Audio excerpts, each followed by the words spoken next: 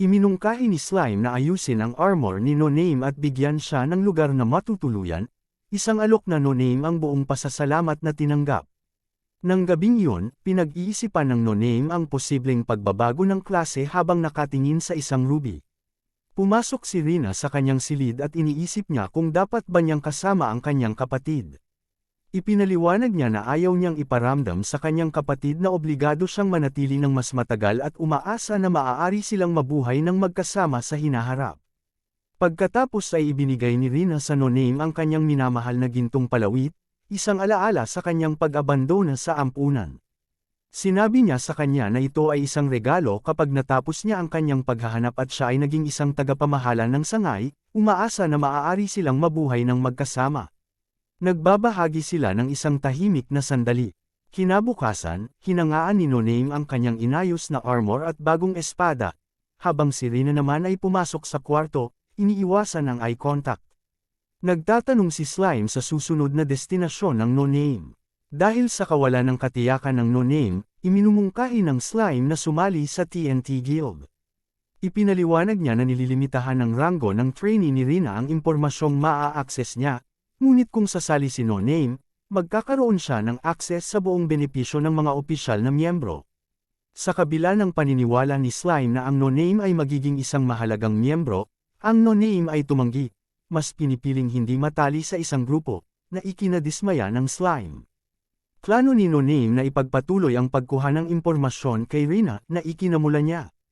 Pagkatapos ay tinanong niya si Slime tungkol sa mga kinakailangan para maging opisyal na miyembro si Rina. Matapos malaman na maaari niyang tanggapin ang mga kahilingan ng guild o mag-donate ng ginto, inaalok niya ang ginto mula sa vault ng gagamba. Kinukumpirma ng Slime na ito ay sapat na. Lumilitaw ang isang asul na window ng status na ina-update ang pag-usad ng No Name at ipinapalam sa kanya na ang kanyang assimilation rate ay bumaba sa 88.56%.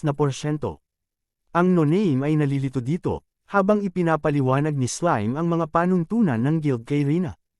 Pinipigilan sila ng No Name nang binanggit ng branch manager ang tungkuling mag-ulat ng anumang seryosong banta sa kapayapaan ni Amber. Naaalala ng No Name na ang Amber, isang maritime port at lungsod ng mga inhinyero, ay malapit nang maging simula ng 9 Years' War, na pinasimulan ni Crown Prince Alton Clemens II, sa pagitan ng Empire at ng Kalayaan. Ang Amber, bagaman neutral, ay isang anarcho-synicist na lungsod na kalaunan ay makakairita sa korona at sa mga pagsisikap nito sa pagpapalawak patungo sa imperyo. Dahil sa lokasyon nito sa pagitan ng Empire at ng Freedom Alliance, ito ang magiging unang target ng Empire.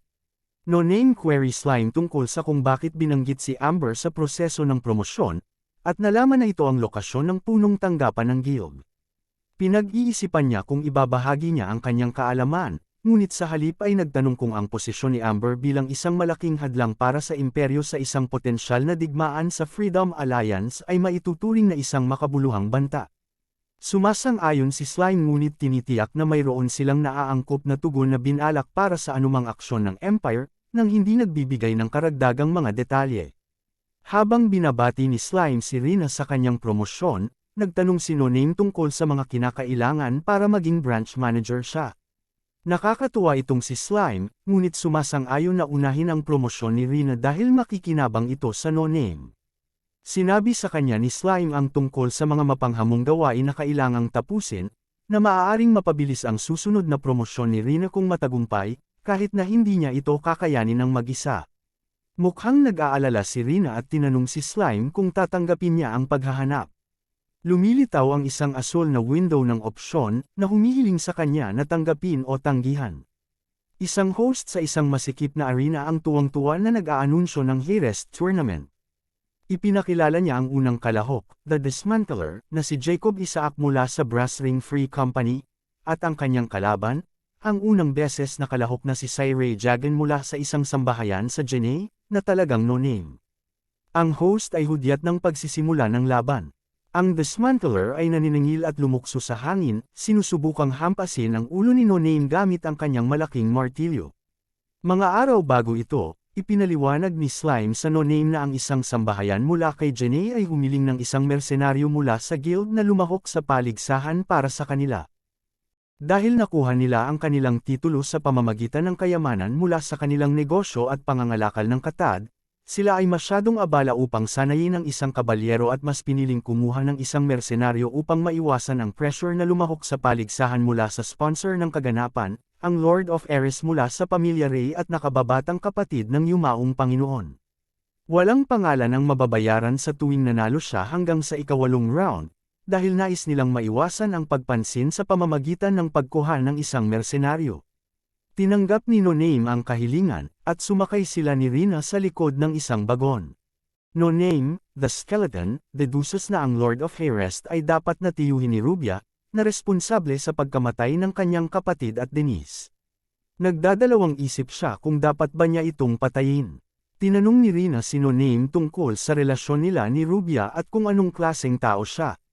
Sumagot siya na wala silang relasyon at hindi siya sigurado kung paano siya ilalarawan, kahit na ipinapalagay niyang kaakit-akit siya.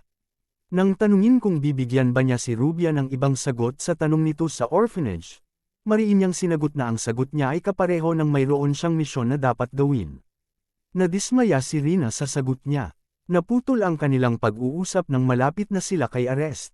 Sumama sila sa isang pila para makapasok sa mga gate ng lungsod at lumapit sa isang stand para magparehistro ng No Name para sa tournament bilang isang knight na kumakatawan sa House of Genei.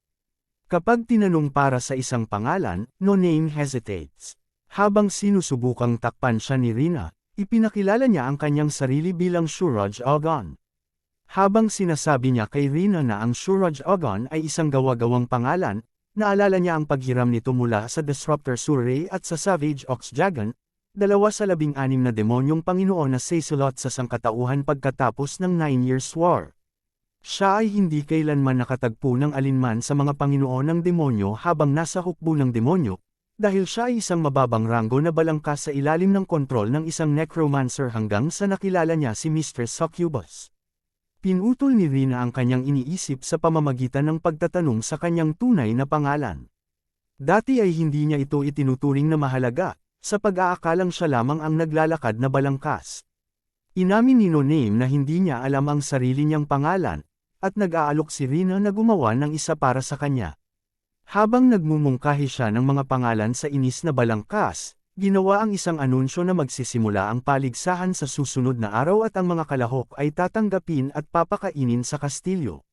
Pinapayagan silang malayang gumala sa bakuran ng kastilyo sa pagitan ng mga laban.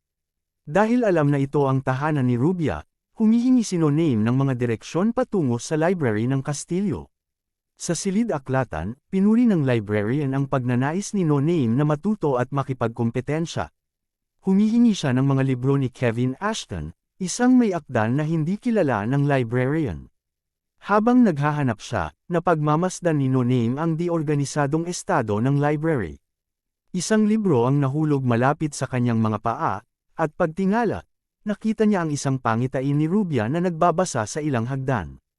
Naglaho ang paningin nang iharap sa kanya ng librarian ang isang nobela na pinamagatang, Crevice of Time, ni Kevin Ashton. Kung nasiyahan ka sa aming recap, pindutin ang like button at mag-subscribe para sa higit pa. Pindutin ang bell para sa mga notification para hindi mo makaligtaan ang aming susunod na anime recap breakdown. Ibahagi ang pagmamahal sa kapwa senpai at panatilihin nating buhay ang espiritu ng anime. Hanggang sa susunod, manatiling nakatutok.